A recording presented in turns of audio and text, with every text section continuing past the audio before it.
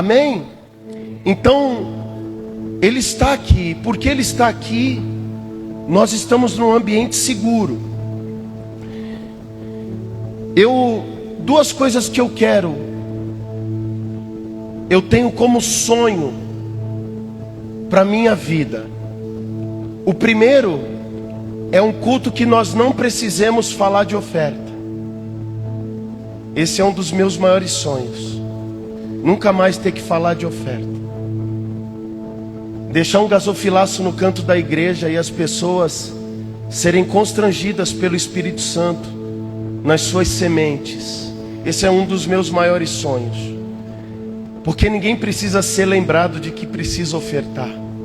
Meu segundo sonho é um culto que tem a hora para começar, mas não tem a hora para acabar. Eu estou orando para que Deus acabe com as nossas liturgias. E quem quiser ir embora pode ir, que o resto vai ficar deitado chorando no chão, pedindo perdão. Mas não foi falado sobre pecado, eu sei, mas eu estou arrependido. Nós vamos chegar lá, irmão. Amém? Eu tenho mais alguns sonhos, mas depois a gente conversa. Tá bom? Marcele, obrigado. Olha, eu vou confessar uma coisa. Ontem eu vim aqui por formalidade. Ontem eu entrei aqui por uma formalidade. Que eu disse, eu sou o pastor, eu preciso ir lá. Rapaz do céu, fui pego aqui de um jeito. Que presença maravilhosa que estava nesse lugar. Obrigado, viu? Deus te abençoe.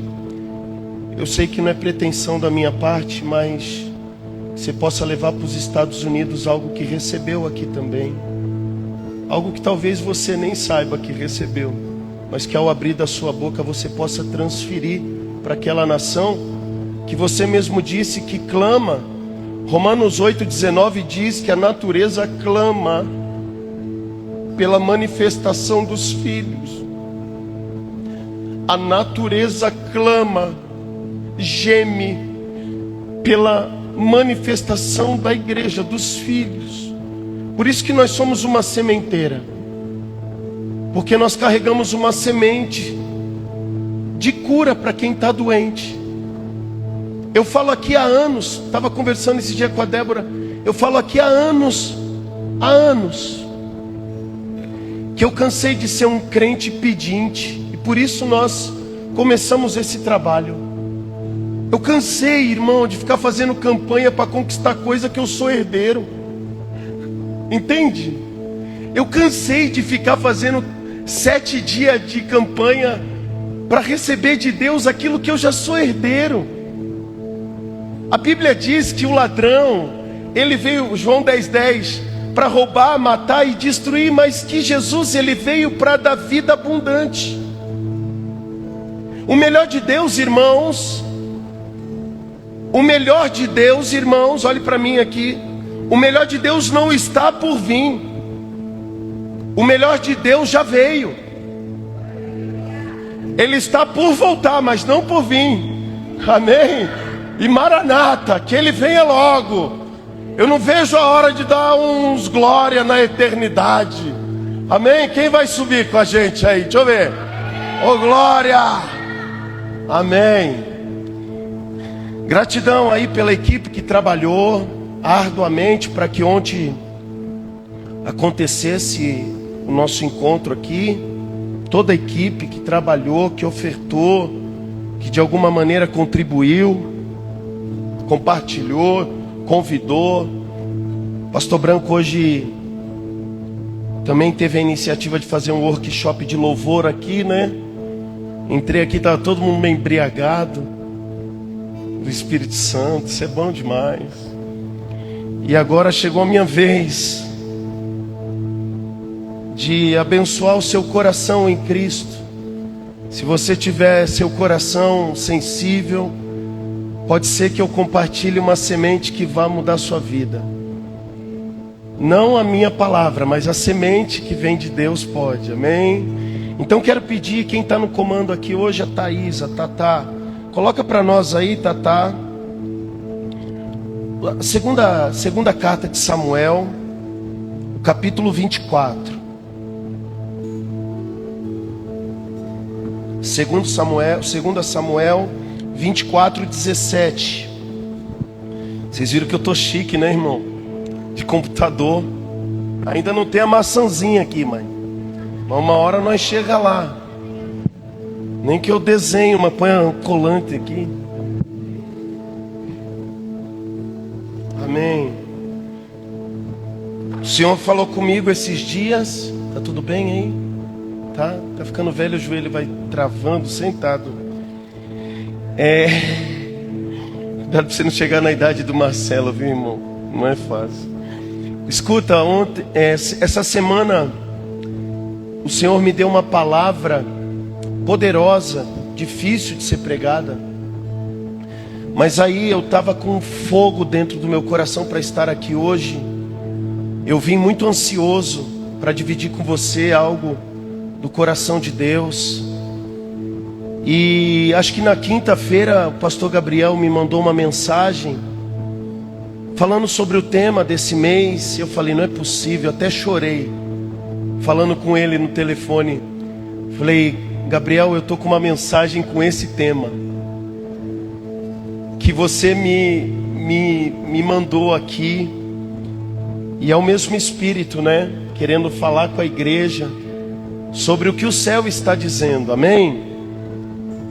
E a semeadura de setembro, o tema que nós vamos dar para as sementes que serão lançadas nesse mês de setembro, chama-se Renovados pela Adoração Verdadeira, amém?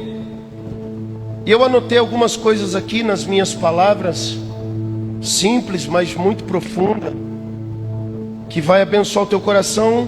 Mas antes eu quero ler com você o livro de Samuel 24, 17, que diz assim: ao contemplar o anjo que estava matando o povo de Israel, exclamou Davi ao Senhor, a Yahvé: fui eu. Eu gosto dessa galera, velho. Eu sempre falo isso, né? Eu não tenho problema de lidar com gente que não se esconde atrás da religião.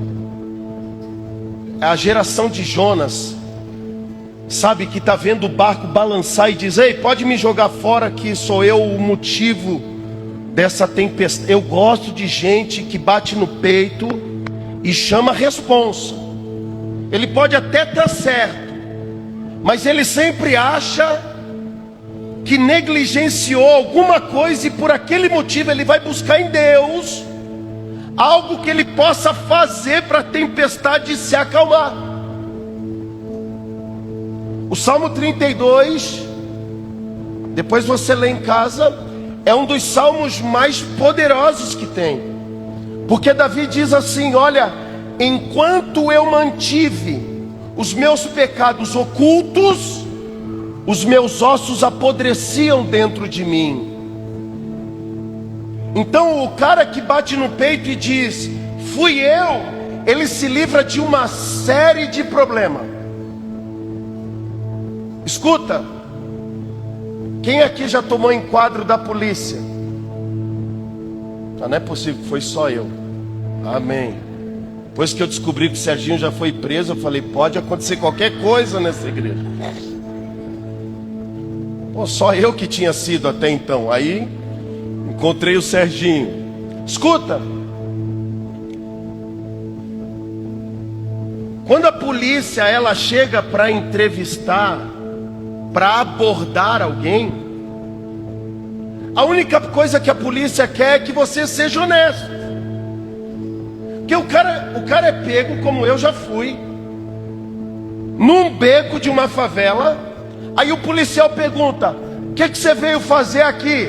Aí você fala: eu vim ver minha namorada. Aí ele diz: ah, é, pois você está preso. Se com os homens é assim, com Deus também. O problema de um casamento, ele diminui ou às vezes acaba quando um para de transferir culpa para o outro, como Adão. Isso é pecado adâmico, pecado do Éden. É minha mulher, essa mulher que tu me deu. Aí a mulher está falando, foi ele. Isso é pecado adâmico. Deus não tem parte com gente soberba, orgulhosa, nariz em pé. A palavra de Deus diz que Deus não resiste um coração contrito, quebrantado. A palavra quebrantado significa coração rendido, característica de alguém que perdeu batalha. Quebrantado significa característica de alguém que jogou suas armas no chão e disse, perdi, perdi. Então quando nós nos aproximamos de Deus, nós deixamos diplomas, as roupas, os cursos, a faculdade de lado e nos rendemos. Paulo disse isso.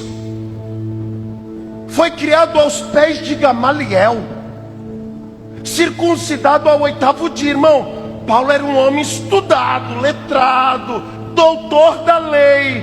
Mas quando encontrou com o filho do Zé, ele teve que deixar todos os seus atributos de lado, porque ele sabia que a sabedoria estava ali. Era dali que emanava todo conhecimento, glória, honra, louvor, tudo vinha do Cristo. João, o próprio Jesus disse que maior que ele, nascido de mulher, não teria. Mas sabe o que João disse quando viu Jesus? Para os seus discípulos: não é a mim que vocês devem seguir, não, é ele, porque eu batizo vocês com água, mas ele é maior que eu, e eu nem sou digno de desatar as suas sandálias. Ei, então quando encontrar com Cristo, pare tudo o que está fazendo. Por isso que nós atentamos para um culto como esse, sentamos e queremos ouvir a sua palavra. Por quê? Porque essa mesma palavra que nós estamos pregando estava presente na fundação do mundo. Era o haja de Deus. Cara, isso é poderoso. A terra era sem forma e vazia. E quando Deus disse haja, o que aconteceu? Ageu. Ouve. Amém? Então essa palavra, ela tem poder de transformar e criar. Romanos 4, a partir do verso 18, trazer à existência coisas que não existem, abrir portas aonde não tem portas, curar doenças que não tem cura, perdoar pecados imperdoáveis. É essa palavra que está diante de nós. E Davi disse: fui eu quem pecou, só eu sou culpado. Gente, eu preciso de ajuda lá, Débora. Tá, entendi. Só eu sou culpado de iniquidade. Estas pessoas não passam de ovelhas.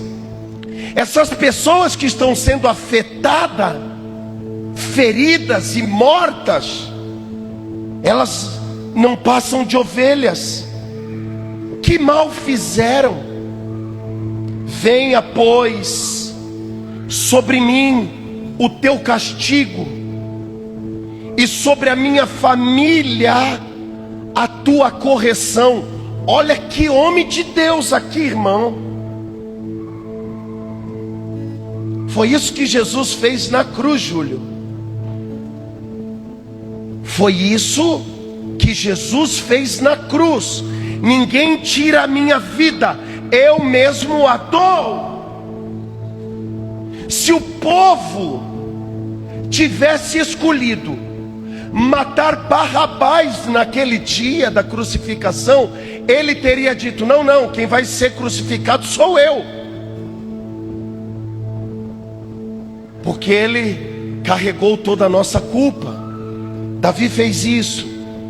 Nesse mesmo dia, veio Gade à presença de Davi e lhe orientou: sobe e ergue um altar a Yahvé na eira de Araúna, o Jebuseu.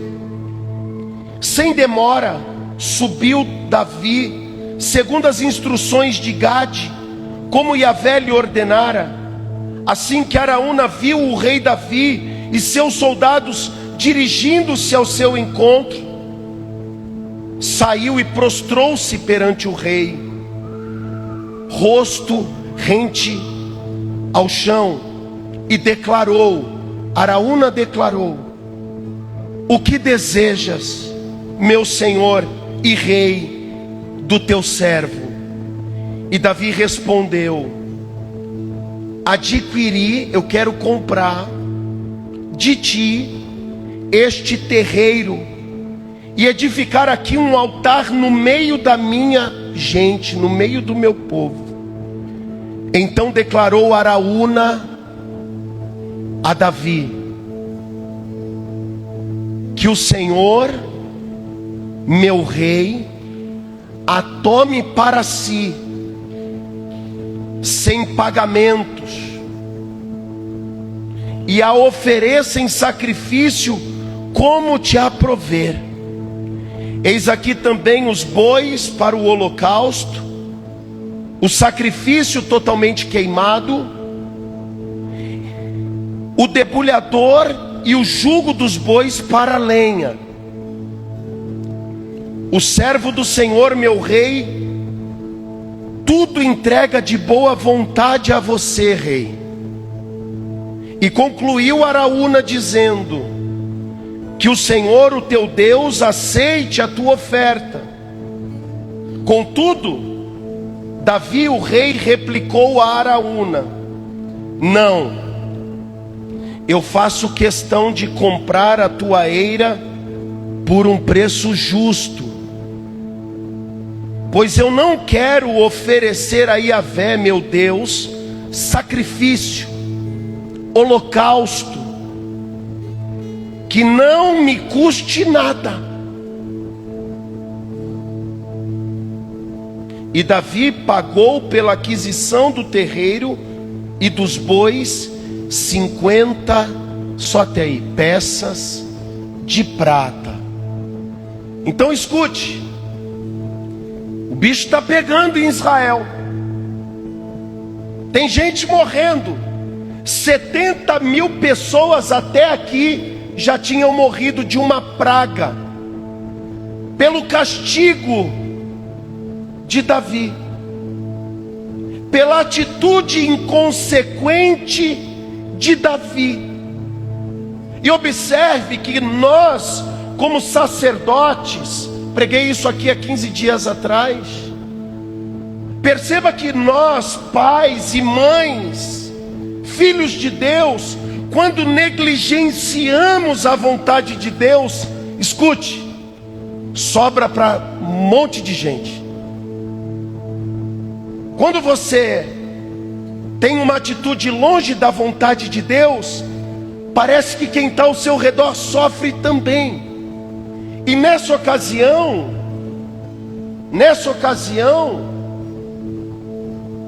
o povo estava morrendo. 3 dias de matança por conta de uma decisão de Davi de fazer o censo do seu exército. E ao que tudo indica, preste atenção nesse detalhe, é que o censo ele foi feito depois que Davi tinha vencido uma batalha contra os filisteus. Ou durante, ou pode ter sido antes. A Bíblia não diz se foi antes da guerra, se foi no meio da guerra, ou se foi depois da guerra. Mas a grande verdade é que o censo não poderia ter sido feito. Por quê? Porque Deus era o Deus de Israel.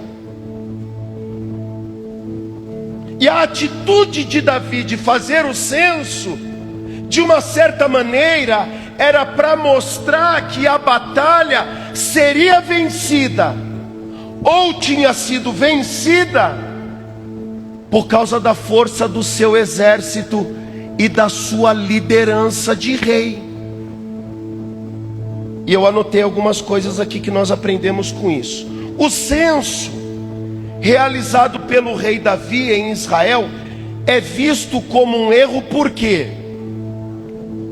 Porque segundo os textos bíblicos, ele não foi realizado de acordo com a vontade de Deus. Porque até então fazer o censo era normal. Podia ter sido feito o censo, mas não com a intenção que Davi fez, que preferia que o rei confiasse na força de Deus em vez da sua força militar, irmão João. Embora a contagem em si não fosse proibida, a motivação de Davi era orgulho e confiança na capacidade de seu exército e não de Deus. Isso desagradou a Deus, resultando em uma punição para o povo. Qual? O orgulho e a confiança humana. Davi estava motivado por um desejo de demonstrar o poder e a grandeza do seu exército, confiando mais na força do seu braço do que propriamente na soberania de Deus. E a segunda dedução aqui é que o medo da guerra fez com que ele tivesse se levantado para buscar segurança na contagem de homens fiéis e leais a Davi e a Deus. Então entenda, fazer o censo, fazer a contabilidade, ver quantos homens tem para ir para a guerra, esse não era o pecado. O pecado foi achar que o fato de ter um grande exército, isso lhe daria vitória. Deixa eu lhe falar de um homem que eu não marquei aqui, mas depois você pode procurar no livro de Isaías. Um homem chamado, não, no livro dos reis, um rei chamado Asa. Irmão Nildo, Asa foi um homem segundo o coração de Deus, e a Bíblia diz que Deus havia dado muitas vitórias através de Asa, mas ele pegou uma enfermidade nos pés, e em vez de procurar a Deus, procurou os médicos, e aquilo entrou no coração de Deus como uma independência. Eu falei aqui o mês passado que um dos maiores perigos que existe no coração de todo homem, grave isso, é a independência. É o homem que acha que sabe o que está fazendo. Quer ver? Eu sou pastor há 16 ou 17 anos. É natural que na medida que você vai pregando todo domingo, toda quarta, toda sexta, toda célula, orando na casa das pessoas, sentando para ouvir pastores pregar, vendo vídeo na internet, é natural que nós aprendamos um pouco mais da palavra de Deus. Não é regra, mas acontece. Então se eu pedir para você, qualquer um de vocês aqui, me dá um tema de mensagem, e você falar, pastor, prega sobre prosperidade, eu vou falar para você, abra comigo em Eclesiastes 5:19. Pastor, prega sobre amor. Eu vou falar, olha, abra sua Bíblia em João capítulo 3. Pastor, prega sobre finanças. Olha, abra sua Bíblia em 1 Coríntios capítulo 9. Olha, abra sua Bíblia em Malaquias 3. Pastor, qualquer tema que você me der, eu lhe dou um versículo. Porque eu acostumei com isso. Eu fui treinado para isso. É o meu trabalho, é meu encargo, é minha missão. Então a chance de eu me tornar um homem independente, e na hora que vier a mim a responsabilidade de pregar, eu disser, pô, nem vou orar. O tema é o que, Gabriel? O tema é santidade. Então vamos abrir em João 17:17. Santifica o teu povo na verdade, a tua palavra é... Abra aí. A chance de eu pregar para você o que eu não ouvi, mas aquilo que eu só sei, pode me levar para um buraco, porque eu sei. É como uma mulher, escute, que faz bolo há 30 anos. Ela já não precisa mais de receita. Ela sabe as medidas. E quando ela tem que fazer uma porção maior, o que ela faz? Ela dobra a porção. Ela sabe fazer. É como uma mãe que cuidou de 3 filhos. Ela sabe sobre maternidade. Ela não precisa estudar caso venha o 4º filho. Ela já criou 2, ela já criou 3. Então, um dos maiores perigos, 3 atitudes, Gabriel, que nós precisamos tomar cuidado. A primeira é independência. Cuidado para você não achar que sabe tudo, que pode tudo, que consegue tudo na força do seu braço. Por quê, pastor? Porque Deus entrou na nossa vida para ser um facilitador de caminhos. Ele é o Deus que nos dá sabedoria de resolver conflitos. Ele é o Deus que traz paz no meio da guerra. Ele é o Deus que traz cura contra os prognósticos humanos. Ele é o Deus que restaura casamento. Então, quando o seu casamento estiver abalado, por gentileza, não ache que você pode resolver tudo sozinho. A atitude de Davi feriu o coração de Deus, no sentido de achar, Marcele, que ele era o cara da guerra. O Salomão, filho de Davi, reinou 40 anos, nunca enfrentou uma guerra. Acho que por isso que se atrapalhou no ministério. Por isso que sacrificou o que não era para sacrificar, se envolveu com quem não era para se envolver. Era tanta paz que tinha no seu reino que ele nunca passou por uma guerra em 40 anos. Contrário, Davi, seu pai, eu acho que no primeiro ano enfrentou 40 guerras. Gostava de uma guerra, sabia, escute, olhe para mim, sabia guerrear, irmão. Sabia os caminhos da vitória. E isso trouxe independência para o seu coração. Então eu quero deixar um conselho bíblico, pastoral para a sua vida.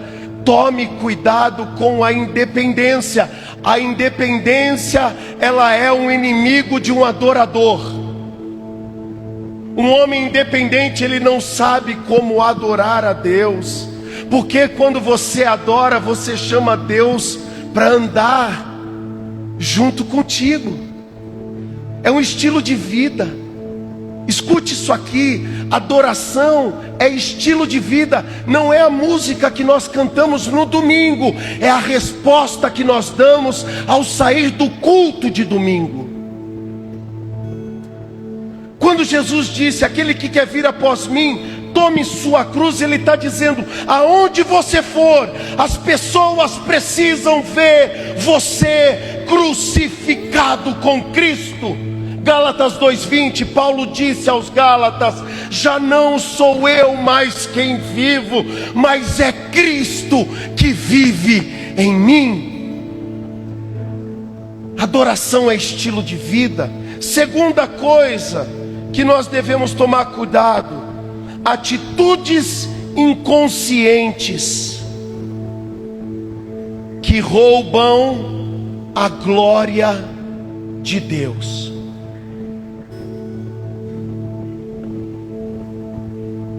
Atitudes inconscientes que roubam a glória de Deus. Fui eu. Se eu não tivesse aqui, não tinha acontecido. Se eu não tivesse posto a mão, não tinha ido para frente. Se eu não tivesse feito assim, nada teria mudado, nada estaria acontecendo. O senso de Davi foi uma atitude que aparentemente feriu a honra de Deus. Quando Pedro, na porta do templo de Atos 3, se eu não estiver enganado, cura aquele homem chamado Demétrios, ele diz: eu não tenho prata nem ouro, mas o que eu tenho eu te dou, vírgula, em nome de Jesus o Nazareno, eu te digo, levanta. É no nome dele. Demônio não sai em nome do pastor Cauê.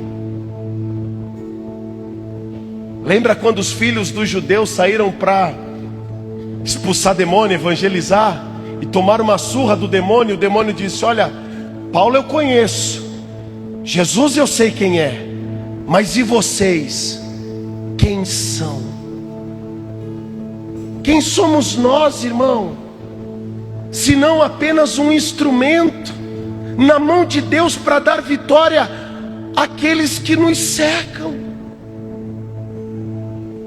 Quando Davi, em Samuel 17, a primeira carta, ele vai para a batalha contra Golias, ele faz uma declaração que muda tudo.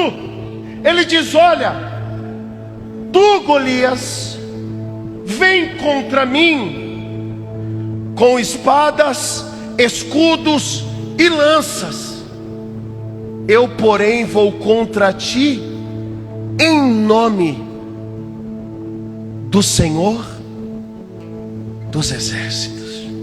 O que Davi está dizendo? Ei, eu não posso vencê-lo na força do meu braço, mas no nome do Senhor eu posso.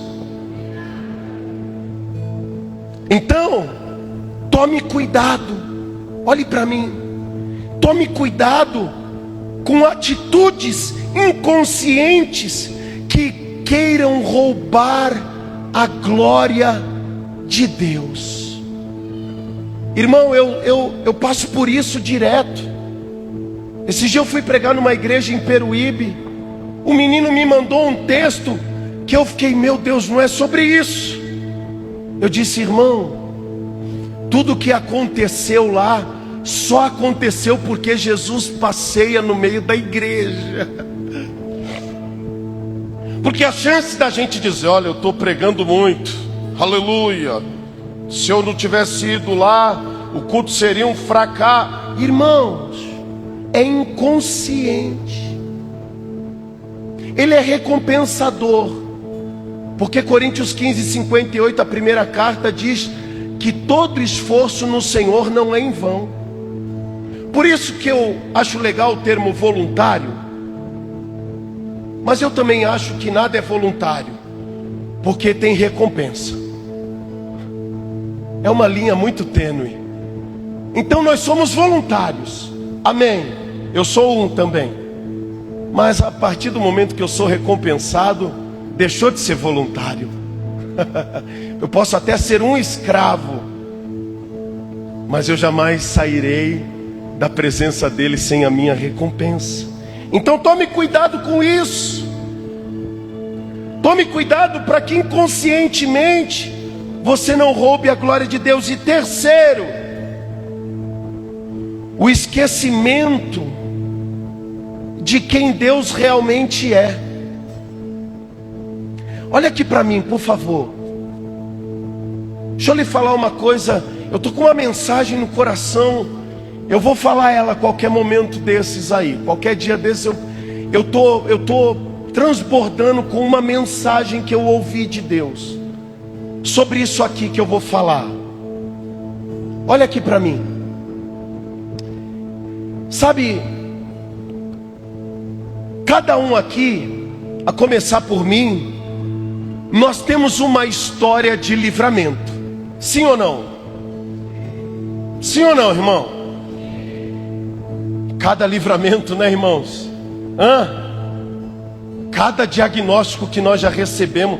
Tem gente que, se eu der um microfone aqui, não precisa pregar. Se ele contar o testemunho dele, a igreja incendeia. E isso é poderoso. Por quê?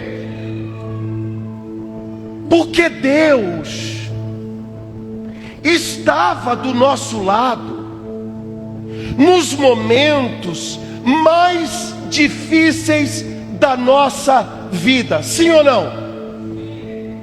Estava lá quando nós estávamos internados no hospital. Estava lá naquele acidente que você não morreu. Estava lá quando alguém te abandonou, te deu para doação. Ele estava lá. Lembra de Moisés, que foi colocado num cesto junto aos juncos, e a filha do faraó olhou, mandou pegar o menino e começou a criar. E quem foi dar de mamar para o menino foi a própria mãe de Moisés. Deus é maravilhoso. Então Deus estava lá nos momentos mais difíceis da nossa vida. Quando você caiu, quando você caiu e houve um monte de acusadores apontando o dedo para você, sabe quem estava lá para te perdoar? Ele. O tema dessa mensagem que eu ainda vou pregar é: Ele estava lá. Sabe onde Deus está agora? Pasmem, pasmem. Deus está nos presídios do Brasil.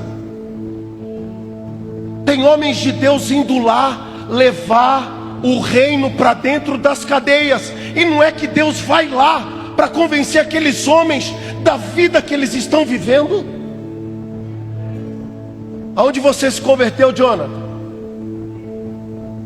Na cadeia. Está convertendo ainda, né, Jonathan? Eu e tu. Nós dois está num processo, né? Nós dois ainda está convertendo. Sabe aonde eu ouvi falar de Jesus? Foi lá também. Ele estava lá. Quando o médico falou para mim, para minha mãe assim, eu rasgado no meio. Escuta, eu fui rasgado no meio. Esse que vos fala aqui, eu fui rasgado no meio. Sabe o que o médico falou para minha mãe? Eu não sei se a senhora tem fé em alguma coisa, mas trata de orar, porque a situação do seu filho é gravíssima. E pode ser que ele não sobreviva. Mas sabe quem estava lá? Ele. Sabe quem está comigo todo domingo na estrada? Com você na rua da tua casa, na gestação do teu filho. Sabe quem está lá? Nos momentos de dor, quando você liga e o pastor não atende, sabe quem vai lá? Ele. Nos momentos das nossas guerras, sabe quem está lá lutando por nós? Eu queria fazer um desafio para você. Eu preguei sexta-feira na minha célula. Leia Josué 24. Josué foi tomado pelo Espírito Santo e começou a falar: ó, vocês lembram Quando os vossos antepassados foram passar o rio Eufrates, Ele estava lá. Sabe quando os inimigos se levantaram contra vocês, Ele estava lá. Sabe quando vocês foram passar o Jordão, Ele estava lá. Agora, verso 15: se está difícil para vocês servir a Deus, escolham quem vocês querem servir, vírgula, porém eu e a minha casa. E sabe por que Josué disse que serviria ao Senhor lá na Canaã? Porque ele estava dizendo, porque nos momentos de dores da minha vida, Ele estava lá. Eu quero encerrar falando sobre isso. Sabe quando está tudo muito difícil, a gente está chorando nos pés de Deus, adorando, dizendo que ama, pedindo a Deus graça, misericórdia, falando para Deus, Senhor, muda meu cativeiro, e Ele está lá. Sabe o que o autor de Êxodo disse? Sabe o que Moisés disse? Acerca do povo que estava cativo no Egito, ele disse assim: olha, Deus ouviu o clamor daquele povo e desceu para resgatá-los. Sabe por que o povo foi livre do Egito? Porque eles estavam 430 anos sendo escravizados naquela nação. Mas sabe quem estava lá? Ele, Larissa. Sabe quem apareceu para Zacarias em Lucas capítulo 1? Quando ele estava servindo a Deus no santuário, um anjo apareceu, Gabriel, e disse: olha, Deus ouviu tuas orações, Zacarias, e Ele te dará um filho. Aí, Dani, aí, Alexandre, na hora que as coisas estão boas, na hora que a resposta das nossas orações se cumprem, nós esquecemos de quem Ele é e de quem Ele foi. Então quando Davi, ele vai até Araúna, debaixo de uma palavra profética, quando ele chega lá, Araúna diz para ele assim: olha, você não precisa gastar com nada, o terreno é seu, os bois são teus, os artifícios de trabalho é tudo teu, pode pegar. Davi disse: eu não quero dar ao meu Deus aquilo que não me custe nada, aquilo que não tenha valor.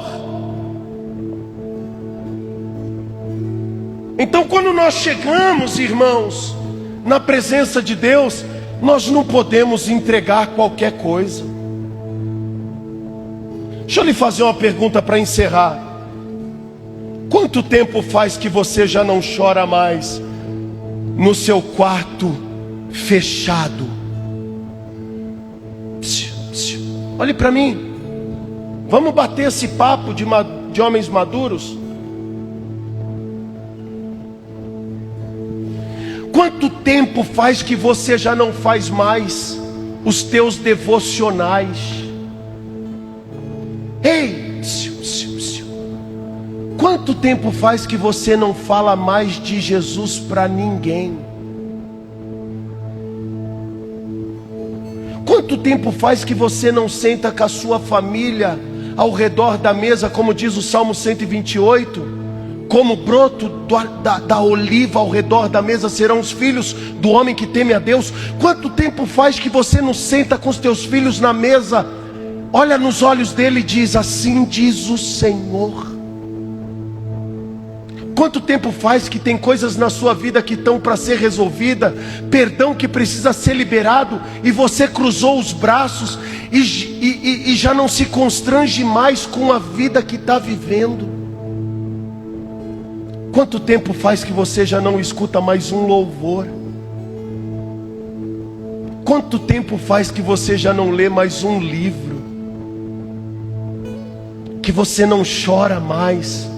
Que você não abre um jejum para edificar a sua própria vida? Quanto tempo faz?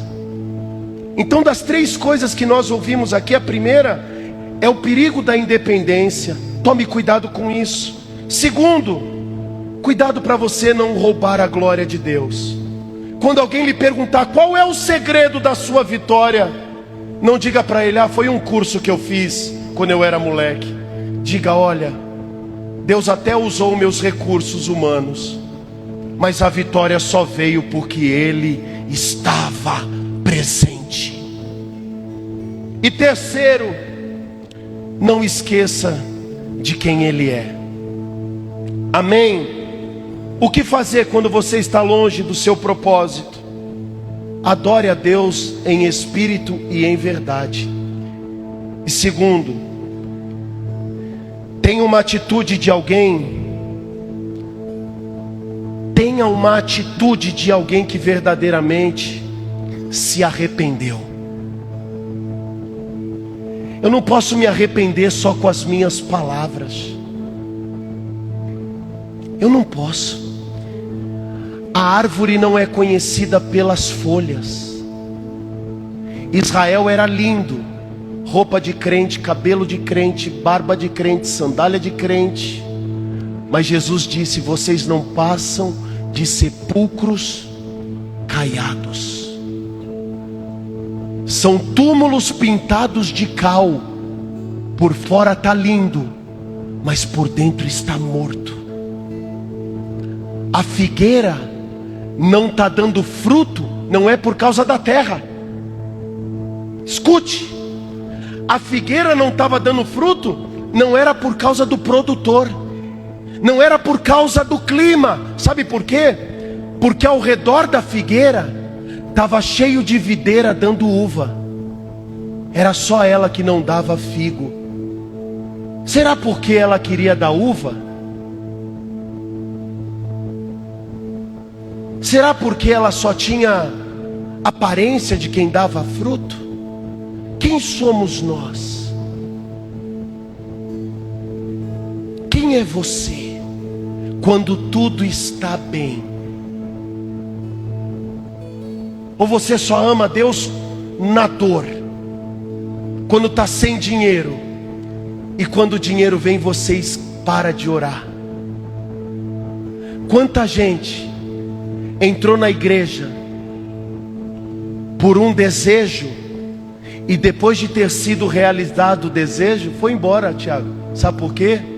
Não precisa mais do que estava buscando. Realizou o sonho, o que eu faço? Vou embora. E esquece de quem realizou o sonho. Então, querido, não esqueça de quem Ele é. Não seja independente.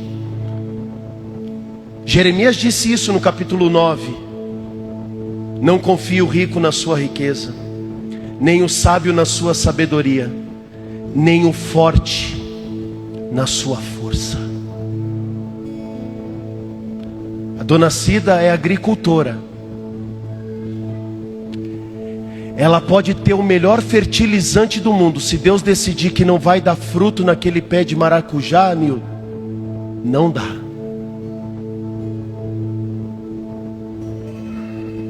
Se Deus não, Marcele, se Deus não mandar a chuva, não dá. Honre, adore e ame com tudo aquilo que você é e tem aquele que estava contigo nos momentos mais difíceis da sua vida. Escuta, por favor. Eu não trabalho para Deus porque Ele vai me dar alguma coisa. Eu sirvo a Deus por tudo aquilo que Ele já fez por mim. Ninguém aqui pode chegar com 1 milhão e falar: pastor, dá o Pix da igreja, eu vou dar 1 milhão. Ninguém vai dar para receber nada aqui. Você só dá ao Senhor aquilo que é teu, por aquilo que Ele já te deu. Seu dízimo, por isso que nós dizemos que seu dízimo não é seu, porque foi Ele mesmo quem lhe proporcionou. Quando Adão foi criado, ele não precisou plantar para colher. E o texto de Josué 24, Josué diz para o povo: olha, a casa que vocês vão morar, não foram vocês que construíram. Os frutos que vocês vão colher, não foi das árvores que vocês plantaram. Está tudo pronto para vocês desfrutarem de uma promessa que Ele fez com a gente no tempo do nosso pai Abraão. Sabe por que nós estamos aqui? Não é porque nós amamos a Deus, é porque João 15:15, João disse: não fomos nós que te escolhemos, mas foi tu que nos escolheu e nos nomeou, para que indo possamos dar fruto, e frutos que permaneçam para sempre. Amém? Esse tipo de adoração renova a comunhão com aquele que é adorado por você. Amém? Eu quero orar por você. Põe a mão no seu coração. Feche os seus olhos. Davi um dia escreveu uma carta e disse: dê ao Senhor aquilo que Ele merece. Escute, de olhos fechados. A dinâmica de fechar os olhos é para você conseguir enxergar seu coração. Davi disse assim: entregue ao Senhor aquilo que Ele merece. Se é para cantar, que seja a sua melhor canção. Se é para amar, Deuteronômio capítulo 6, tem que ser com toda a força, entendimento e coração. Se é para servir, que seja com excelência. Se é para ofertar, que não seja barato, que não seja descartável, que não seja um cordeiro manco, mas que seja o melhor que você tem. Porque no momento mais difícil da sua vida, Ele estava lá. Quando você não podia entregar nada, quando você não sabia falar, Moisés, eu estava lá, falando na sua boca. Paulo, quando você estava preso, eu estava lá. Eu não enviei um terremoto, eu fui o terremoto da prisão. Quando tu estava naquele tanque em Betesda, esperando alguém para te levar nas águas, eu estava lá. Quando todo mundo virou as costas para você, Deus estava lá. Não esqueça da onde Ele te tirou. Davi disse isso no Salmo 40. Eu esperei com paciência no Senhor. Ele se inclinou para mim e ouviu o meu clamor. Ele me tirou de um charco de lodo, ou seja, Ele me tirou de onde os homens não poderiam entrar para me tirar. Ele me tirou de um charco de lodo. Ele firmou os meus passos.